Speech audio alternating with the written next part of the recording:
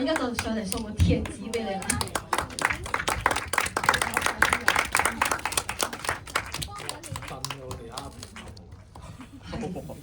想問問題定係發表一下自己嘅感受？因為其實咧係之前睇電影嘅時候見到 trailer 啦，同爸爸一齊睇，跟住爸爸又笑得好開心喎，跟住就好似成個題材都好 local 好貼地啦，特別打電話瘋狂撳熱線，即係成件事都好香港咯，跟住就覺得香港電影要支持一下，跟住入到嚟都冇即係符合期待，係好好睇，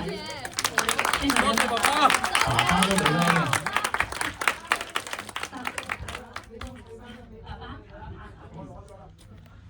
非常多謝你哋啦！香港電影需要多啲你哋嘅呢啲觀眾，係啦，非常多謝你哋，多謝。好，我哋仲有一張會員卡，咁記者康。咁我哋仲有一張會員卡啦，我哋而家準備數3聲，好，第一張好未？1、2、3。哇！即刻好快，我係睇到呢位觀眾好快嘅，真係。係啊，遞支咪俾你先。辛苦晒咁多位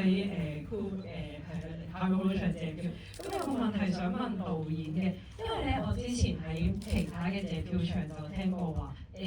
呢個結局其實對你嚟講已經係最好㗎啦，即係佢係犧牲咗一個得仔一個人，但係佢改變咗某啲人嘅想法咁樣啦。咁但係我知道啦，譬如話你銀河映像出身嘅嘛，好多人都係講話個劇情係整定嘅，係冇得變嘅。係你自己會唔會話喺構思嘅時候，或者中途諗緊呢套戲點樣寫嘅時候係其實有諗過有其他 alternative 嘅結局，定係德仔呢個角色係由頭到尾，就算佢今日唔係俾阿魚打中，佢都係要換一個方法死咁樣咧？係，多謝晒。多謝。咁宿命感即係銀河映像對我有呢個影響啦，確係。咁我自己劇本階段其實諗過好多可能性嘅，即係全部人都冇事，或者全部人都死晒，一個大爆炸死晒，所有人都諗過，甚至 ending 究竟應該有幾多個人係同場，都有唔同組合有諗過。咁甚至德仔有冇唔死嘅 version？ 劇本階段其實都有，因為譬如我有參考《我不是藥神》，《我不是藥神》佢嘅主角其實冇死到，跟住出嚟大家拉口罩向佢致敬，其實我變成舉手機向過咗身嘅德仔致敬咁，所以有唔同參考咯。但係最終都選擇咗呢個方向，你頭先都提過啦，即係同埋我冇諗過一個人死，原來對普羅觀眾個 impact 係大到覺得好慘好慘，亦都可能我創作嘅階段呢個冇分享過，因為第一次做導演壓力真係好大好大好大，大到一個地步咧係真係會有一啲念頭啊！如果我嗰一刻死咗，我就鬆晒啦咁樣，係有嘅，係去到呢個 moment 嘅，即係壓力大到咁。所以我係冇諗過啊！原來一個人死喺普羅觀眾睇嚟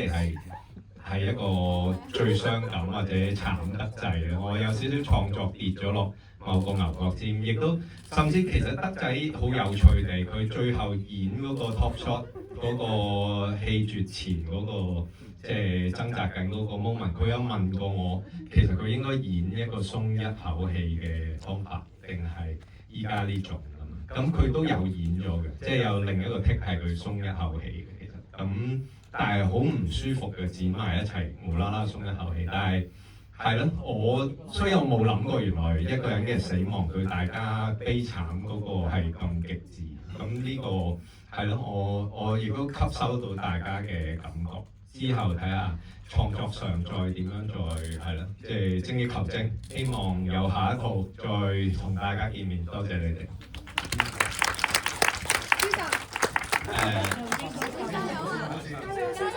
好大合照，我哋阻多大家少少時間嚟幅大合照。第3行好。咁同埋我哋嘅票房咧喺